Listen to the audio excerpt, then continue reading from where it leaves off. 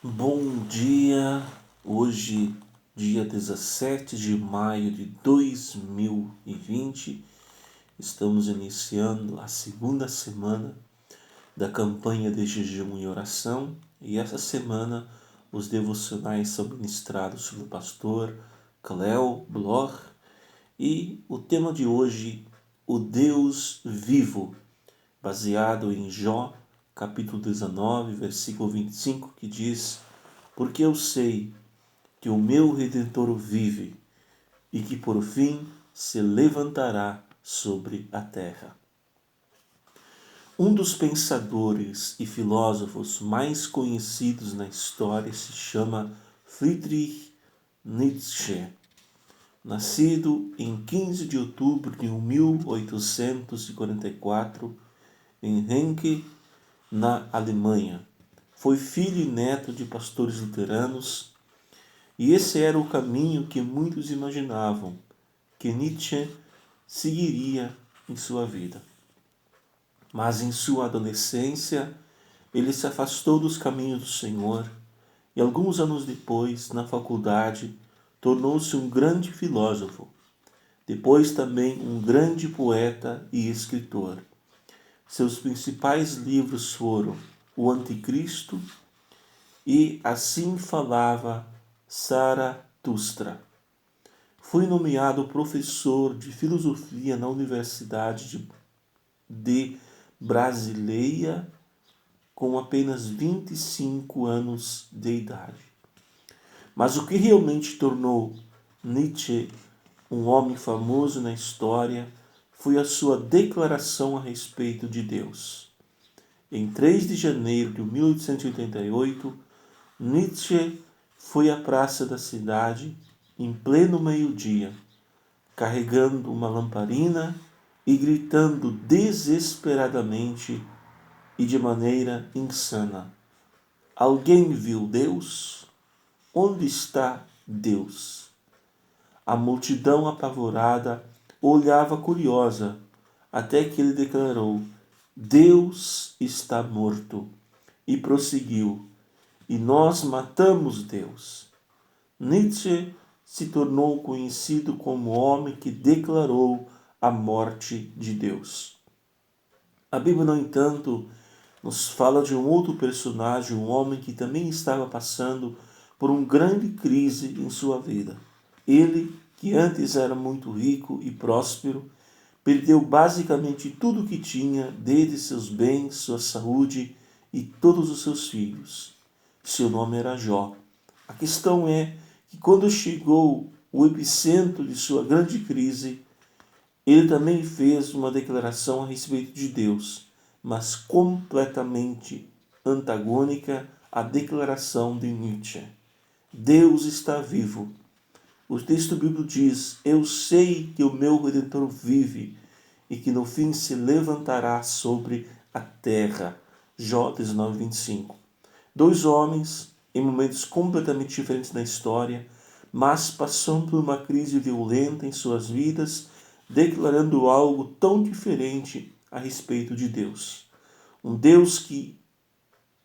que Deus está morto, o outro que Deus está vivo. Nietzsche terminou seus últimos 11 anos como louco num manicômio, enquanto a Bíblia, falando de Jó, declara no capítulo 42, versículo 12, o Senhor abençoou o fim da vida de Jó mais do que início. Creio que há várias razões, ou seja, várias lições que podemos tirar da vida desses dois homens. Mas as duas principais são as reações que temos em meio os grandes temporais que nos assolam, é que de fato determinarão nosso futuro. As crises sempre nos alcançarão em algum momento. Elas não somente baterão a nossa porta, mas a arrombarão. E dependendo da reação que tivermos, nosso futuro pode ser de morte ou de vida. A segunda lição é que aprendemos quando olhamos para a própria história.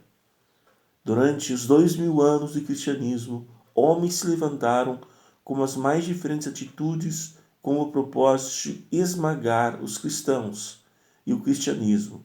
Mas a igreja continua atuante, o evangelho transformador, e homens e mulheres nos lugares mais inóspitos do planeta têm sido tocados pelo poder de Deus e têm suas vidas em seu futuro transformados.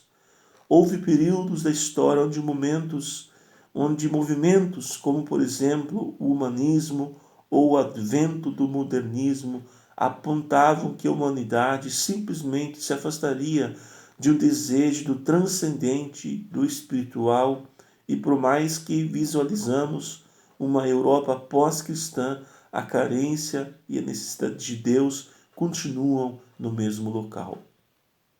A humanidade vive uma experiência ímpar nesta geração, onde o avanço da ciência é surpreendente.